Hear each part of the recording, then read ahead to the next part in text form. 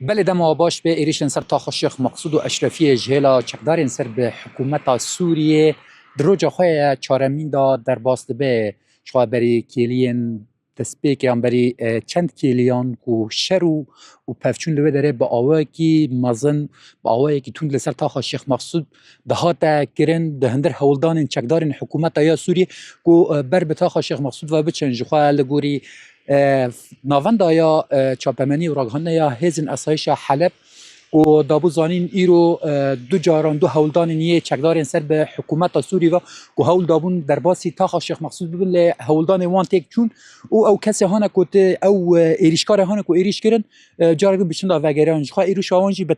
تانگ و سلاح گران بو در باس هولدان کو در باسی تاخ شیخ مقصود ببین تانها شر و پفچون او بردمان سر تاخ شیخ مقصود با آوای کی هرمکی بردوام دکه شروان یا شروان و اندام نیه اسایش یا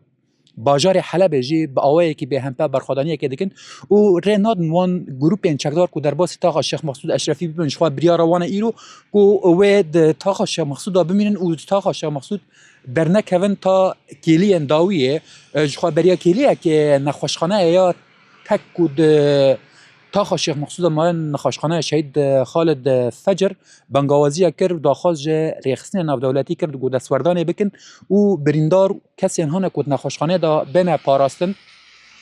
ده همان چرچوه دا درباره بنکین یه تندرستی ده تاخ شیخ مقصود کوته آرمانش کردن جخوا ناوند راگانون چاپمنی هزن اسایش هندرین دا زانین کو او جین هانه کو لسر نقشره یعنی سر نقشه نیه آسیمانی الکترونیک هاتون بلاف کرن او جهان کوتی بجه کرن جه نخوشخانه یا خالد فجر یا تک و تاخ شیخ مقصود و مایه و گلک کیماسی گلک پیدوی یه نوع نخوشخانه که من ده همان دمه ده جبو پشتگیری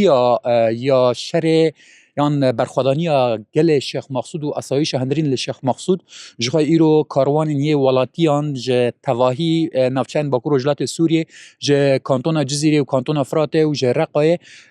کاروان خواه آوا کرن و بری خودان حلبه که در باس هرن لکلک ولاتی کردیه تاخ شیخ مقصود بسکنن و برخوادانی آوان يعني بشجريا برخوادانی آوان بکن ده همان دمه دا وکو هلوست نیه کردستانی کو ایرو لگلک جه نیه باکور رجلات سوریه و لباشور کردستانی کو مش نیه بشجریش بو برخوادان یا شیخ مقصود اشرفیه کو مش هاتنا درخصنش بو